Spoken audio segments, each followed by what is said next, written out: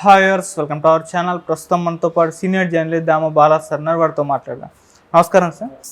Sir, మలయాళ ఇండస్ట్రీలో మహిళల పైన వేధింపులు జరుగుతున్నాయి కదా, దీనిపైన జస్టిస్ హేమా కమిటీ గవర్నమెంట్కు నివేదికను వేధించిందంట. మరి ఆ నివేదికలో ఎన్నో అంశాలు బయటపడ్డాయని చెప్తున్నారు. అసలు ఆ నివేదికలో ఏముంది, ఏం జరుగుతుంది సార్ అక్కడ? అసలు జస్టిస్ హేమా కమిటీ నివేదిక బయటకు వచ్చింది. యాక్చువల్గా అసలు హేమా కమిటీ అంటే ఏంటి, హేమా కమిటీని ఎందుకు ఫామ్ చేశారు, సినిమా ఇండస్ట్రీలో ఎటువంటి పరిస్థితులు కేరళలో ఉన్నాయి, ఎందుకు ఈ హేమా కమిటీని ఫామ్ చేయాల్సి వచ్చింది అనేది మనం చూస్తే 2017లో భావన అనే ఒక artist first time Kerala industry లేదా ఇండియాలోనే ఫస్ట్ టైము బయటకు వచ్చి ధైర్యంగా నన్ను కొంతమంది హరాస్ చేశారు, కదిలే వ్యాన్లో నన్ను అసభ్యంగా తాగుతూ గందరగోళంగా నాతో బిహేవ్ చేశారు, అక్కడి నుంచి నన్ను వేధింపులు మొదలైనాయి అని ఆమె చెప్పింది. అప్పట్లో పినరయి విజయన్ గవర్నమెంట్ మీద తీవ్రంగా వ్యతిరేకత వచ్చింది, దాని పట్ల పట్టించుకోలేదని. అట్లాగే కేరళలో ఉండే సినిమా ఇండస్ట్రీలో ఉండే పెద్దలందరూ కూడా ఈమెనే బెదిరించారని, విత్డ్రా చేసుకోమని ఇలాగ వచ్చాయి. ఫైనల్గా అతని పేరు దిలీప్ అనే హీరో ఈమెను అరెస్ట్ చేస్తున్నాడని కంప్లైంట్ ఇచ్చింది. దిలీప్ని అరెస్ట్ చేశారు, జైల్లో కూడా పెట్టారు.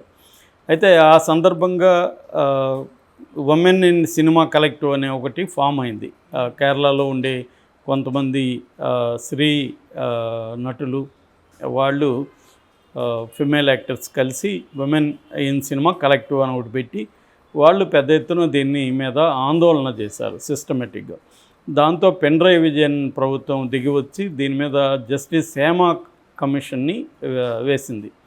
So justice Hema commission report submit చేసి కూడా 5 ఏళ్ళు అయినా కూడా ఇప్పటివరకు దీన్ని బయట పెట్టలేదు పినరయి విజయన్ ప్రభుత్వం.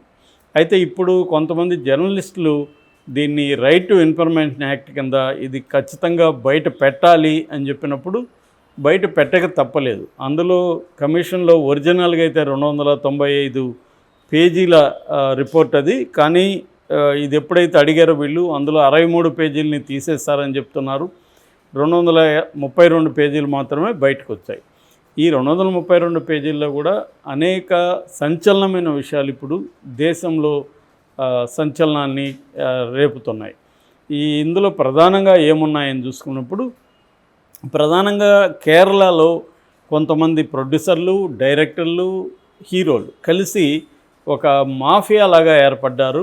వీళ్ళు తమ కంట్రోల్లో లేని వాళ్ళందరినీ కూడా భయభ్రాంతం చేయడం, తమకి నచ్చిన అమ్మాయి హీరోయిన్లు తమతో గడపకపోతే వాళ్ళని వేధించడం, వాళ్ళకి వేషాలు రాకుండా చూసుకోవడం, ఇలాగ భయభ్రాంతం చేస్తున్నారు.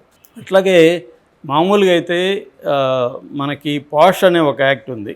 పాష్ అంటే sexual harassment of women in work place అని బ్రాకెట్లో ప్రివెన్షన్, ప్రొహిబిషన్ అండ్ రెడ్రెసల్ అని ఉంటుంది అనమాట. దీన్ని సింపుల్గా పాష్ అని పిలుస్తారు. ఇది 2013లో వచ్చింది. ఈ చట్టం ప్రకారం దేశంలో ఏ రంగంలో అయినా స్త్రీలు పనిచేస్తున్న చోట స్త్రీల మీద లైంగికంగా హరాస్మెంట్ కావచ్చు, అత్యాచారాలు కావచ్చు జరుగుతున్నప్పుడు వాటిని ప్రివెంట్ చేయడానికి, ప్రొహిబిట్ చేయడానికి, వాటి జరిగిన వాళ్ళ బాధితులకు న్యాయం చేయడానికి ఈ చట్టం ఏర్పడింది. ఈ చట్టం ప్రకారం ప్రతి వర్క్ ప్లేస్లో కూడా ఐసీసీ అంటే ఇంటర్నల్ కంప్లైంట్స్ కమిటీ అనేది ఒకటి ఫామ్ చేయాలి. సో ఇదంతా జరగలేదు ఇక్కడ అనేది ఈ ఉమెన్స్ కలెక్టివ్ తీసుకొచ్చారు. సో ఇప్పుడు ఈ హేమా కమిషన్ రిపోర్ట్లో ఏముంది అని చూసినప్పుడు Hema commission report Kerala cinema ఇండస్ట్రీలో విమెన్ ఎటువంటి బాధలకు గురవుతున్నారు, ఎటువంటి సెక్సువల్ హరాస్మెంట్కి గురవుతున్నారు అనేది పరిశీలించడం కోసం వాళ్ళు వాట్సాప్ గ్రూపుల్ని ఫామ్ చేస్తారు. డ్యాన్సర్లతో వాట్సాప్ గ్రూపు, జూనియర్ ఆర్టిస్టులతో వాట్సాప్ గ్రూపు, చిన్న చిన్న టెక్నీషియన్లతో వాట్సాప్ గ్రూపు ఇలాగ ఏర్పాటు చేసి వాళ్ళ అనుభవాల్ని అక్కడ పెట్టమని చెప్పారు. కాకపోతే అది బిగినింగ్లో కొంత రెస్పాన్స్ వచ్చింది, కానీ మెల్లమెల్లగా వాళ్ళు భయపడి విత్డ్రా చేసుకోవడం మొదలుపెట్టారు. ఎందుకంటే వాళ్ళ మీద ప్రెజర్ వస్తుంది. వీళ్ళు కానీ ఏమన్నా చెబితే మిమ్మల్ని ఇండస్ట్రీలో లేకుండా చూస్తాము, మీ మీద ఏదో కేసులు పెట్టించి జైళ్ళల్లో పెట్టిచ్చేస్తాము, అన్న ఒక బెదిరింపులు రావడం మొదలుపెట్టింది. దాంట్లో ఆ గ్రూపుల్లోంచి 1 by 1 విత్డ్రా అయిపోయారు. జూనియర్ ఆర్టిస్టులు వెళ్ళిపోయారు, డ్యాన్సర్స్ వెళ్ళిపోయారు. ఇలాగా భయభ్రాంతం జరిగింది అనేది ఆ కమిషన్ రిపోర్ట్లో ఉంది. అట్లాగే ఈ స్త్రీల నటులు ఉంటారు కదా, విమెన్ యాక్టర్స్, వీళ్ళు హీరోయిన్లు కావచ్చు, ఇతర యాక్టర్లు కావచ్చు, వీళ్ళు షూటింగ్లు జరిగేటప్పుడు ఎక్కువగా అవుట్డోర్లో షూటింగ్లు జరిగేటప్పుడు ఏం జరుగుతుందంటే వీళ్ళకి రూములు ఇస్తారు కదా, ఈ రూములు ఉన్న చోట ఒకే హోటల్ అందరికి ఇస్తారు. ఆ హీరోలు బాగా రాత్రంతా తాగేసి తెల్లవారుజామును లేకపోతే అర్ధరాత్రి దాటిన తర్వాత వీళ్ళ తలుపులు తట్టడం భయంకరంగా, వీళ్ళు లొంగకపోతే వాళ్ళ మీద వాళ్ళని ఏదో రకంగా అరెస్ట్ చేయడం చేస్తున్నారని ఈ కమిషన్ రిపోర్ట్లో ఉంది. సో ఒక విమెన్ గురించి వీళ్ళు ఏం చెప్పారంటే, ఆమె రాత్రంతా ఇటువంటి హరాస్మెంట్కి ఆ హీరో వాళ్ళకి గురైంది. తెల్లతో ఆ హీరోతో రొమాన్స్ సీన్లో నటించాలి, హగ్ చేసుకోవాలి. అది ఎలా సాధ్యం? నన్ను వీడు వేధించాడు రాత్రంతా, ఇప్పుడు వచ్చి నేను వాడితో రొమాన్స్గా నటించాలి, రొమాంటిక్ సీన్లో హగ్ చేసుకోవాలి అతన్ని ప్రేమగా. అది ఆమె వల్ల కాకుండా 17 టేకులు తీసుకున్నది. ఈ విషయం డైరెక్టర్కి తెలిసినా కూడా ఆమెనే నిందించాడు. నువ్వు 17 టేకులు తీసుకుంటావా ఒక సీన్కి, మాకు మొత్తం ఎంత నష్టం వస్తుంది ప్రొడ్యూసర్కి అని. ఆమె ఏడ్చుకుంటూ ఒక పక్క లోపల ఏడుస్తుంది, ఒక పక్క అతనితో ప్రేమగా నటించాలి. ఇటువంటి కండిషన్లు కూడా అక్కడ ఉన్నాయి అనేది ఈ కమిషన్లో చెప్పింది. ఈ సందర్భంగా మనకు బాలకృష్ణ మీద కూడా ఆ మధ్య ఒక తమిళ ఆర్టిస్ట్ ఇదే కంప్లైంట్ చేసింది. అతను తాగొచ్చి రాత్రంతా నా తలుపులు తట్టేవాడు రూములో అని. ఇది అన్ని ఇండస్ట్రీలో ఉంది, కేరళలోనే కాదు. కేరళలో బయటకు వచ్చింది అంతే, ఇక్కడ ఎవరు చేయలేదని కంప్లైంట్. ఇది హీరోయిన్లని, హీరోలు, ప్రొడ్యూసర్లు సెక్సువల్గా హరాస్ చేయడం, వేధించడం అనేది ఇండస్ట్రీలో ఎప్పటి నుంచి ఉంది, ఇప్పటికీ ఉంది. కొంతమంది హీరోయిన్లు వాలంటీర్లుగా కొంతమందికి ఆఫర్లు ఇస్తున్నారనేది కూడా అందరికీ తెలిసిన విషయమే. దాన్నే వాళ్ళు కోఆపరేషన్ అంటారు.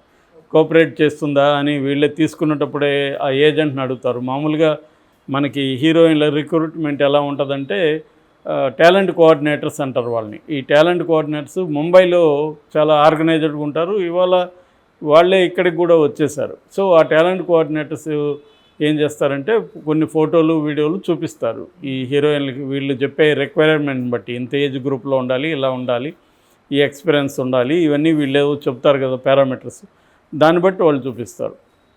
నేను ఒకసారి 2006, 7, 8 అనుకుంటే 8 ప్రాంతంలో ముంబైలో టాలెంట్ కోఆర్డినేషన్ కోసం కొన్ని సినిమాలుగా వెళ్తే అక్కడ 3 అంతస్తుల బిల్డింగ్ కూడా ఉంది ఒక టాలెంట్ కోఆర్డినేటర్. అంటే దాదాపు 10,000 మంది వాళ్ళ దగ్గర ఆర్టిస్టులు ఉన్నారు.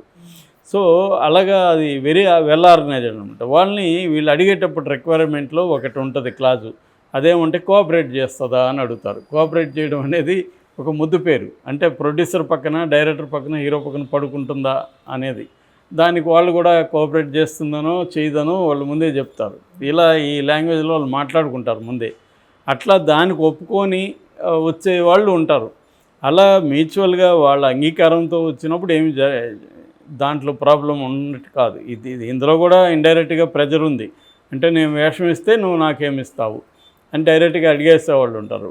ఒక్కొక్కసారి ఆఫీసులో ఎలా ఉంటుందంటే ఫాదర్ని తీసుకొని అమ్మాయి వచ్చి ఉంటుంది, ఫాదర్ బయట కూర్చుంటాడు, ఏమై డైరెక్టర్ క్యాబిన్లోకి వెళ్తుంది.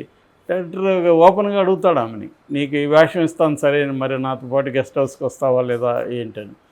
ఆమె వస్తానా రానా అనే దాన్ని బట్టి ఆమెకు వేషం ఇవ్వడం లేకపోవడం ఉంటుంది. ఎందుకంటే నీకే ఎందుకు ఇవ్వాలి, ఈ క్యారెక్టర్కి నాకు 100 మంది సూట్ అవుతారు, నీకెందుకు ఇవ్వాలి నేను అనేది డైరెక్టర్ వేసే ప్రశ్న. నీలో టాలెంట్ ఉండొచ్చు, 100 మందిలో కూడా నీలాగా నాకు ఈ క్యారెక్టర్కి సరిపోతారు. సో ఇలాగా జరుగుతుంటాయి. ఇక ప్రెజర్ హీరోలు ఏం చేస్తారు, మేజర్ హీరోలు వాళ్ళు సెలెక్ట్ చేసుకునేటప్పుడే మనకు అనుకూలంగా ఉంటుందా లేదా చూసుకొని సెలెక్ట్ చేసుకుంటారు. ఈ హీరోయిన్ అయితే మనకు అనుకూలంగా ఉంటుంది, మనం పిలిచినప్పుడు వస్తుంది, కాబట్టి ఈ హీరోయిన్ పెట్టుకోండి అని డైరెక్టర్కి, ప్రొడ్యూసర్కి చెప్తారు. ఆ హీరోని కాదని వాళ్ళు వేరే వాళ్ళని పెట్టుకుంటే వీళ్ళ నరకం చూపిస్తారు. అందుకని ఇతను అడిగిన అమ్మాయిని తీసుకొచ్చి పెడతారు. సో ఇలాంటివి కొన్ని జరుగుతున్నాయి. కొన్నేమో అమ్మాయిలు వాళ్ళు మేము ప్రొఫెషనల్గా ఉంటాము, అంత తప్ప మేము ఇట్లాంటి పనులు చేయము అనేవాళ్ళు కూడా ఉంటారు. అలాంటి వాళ్ళని వీళ్ళు హరాస్ చేయడం మొదలు పెడతారు. హరాస్ చేసి వాళ్ళని ఏదో పద్ధతులు అందరూ ఇలాగే అంటారు లేరా అన్నట్టుగా వీళ్ళకి తెలుసు అనమాట. ఇలాంటివి ఎన్నో చూశారు వీళ్ళు. కాబట్టి వాళ్ళని లొంగ తీసుకోవడం అనేది జరుగుతుంది. ఈ విషయాలన్నీ కూడా ఇప్పుడు డీటెయిల్గా హేమ కమిషన్లో బయటకు వచ్చాయి. మామూలుగా కేరళ సినిమా గొప్పదని, అసలు కేరళ సమాజమే గొప్పది, కమ్యూనిస్ట్ సమాజం అని చెప్పుకునే వాళ్ళు బోల్డ్ మంది ఉన్నారు. కానీ దానంతా బట్టబయలు చేస్తూ అన్ని ఫిల్మ్ ఇండస్ట్రీలాగా కేరళ ఫిల్మ్ ఇండస్ట్రీలో కూడా సేమ్ మేల్ మాఫియా అనేది ఉంది అనేది ఈ కమిషన్ రిపోర్ట్తో బయటకు వచ్చింది. దీని మీద ఇప్పుడు పినరాయి విజయ్ కానీ ఇంకో గవర్నమెంట్ కానీ ఏమన్నా చర్యలు తీసుకుంటుంది అంటే డౌటే.